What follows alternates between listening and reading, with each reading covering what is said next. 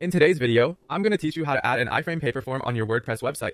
By the end of this tutorial, you'll be able to seamlessly integrate your Paperform to engage your site visitors effectively. Let's get started. First, you'll want to open your Paperform form. So log into your Paperform account and navigate to the form that you wish to add to your WordPress site. Once you're on your chosen form's dashboard, look for the Share button located at the top right corner of your screen. Give that a click. This will bring up a menu where you'll find the direct form link, also known as the URL. Make sure to copy this URL as you'll need it for the next steps. The link you copy should resemble something like this: https yourform.paperform.co.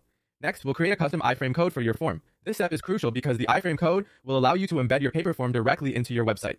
Using a simple template, you'll need to replace the placeholder URL with your own Paperform link. Here's the code you'll use: @mel. After preparing your iFrame code, head over to your WordPress website. Open the page or post where you want to display your Paperform. Depending on the editor you're using, the method to add custom code might vary a bit.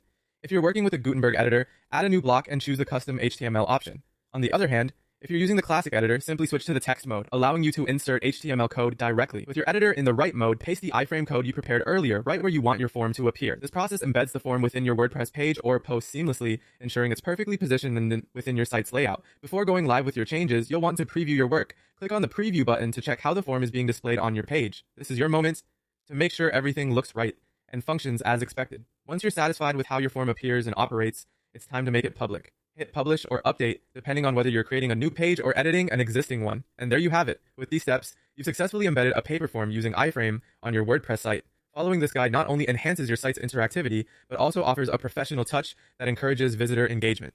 I hope you found this tutorial helpful, and feel free to leave any questions or comments below if you need further assistance.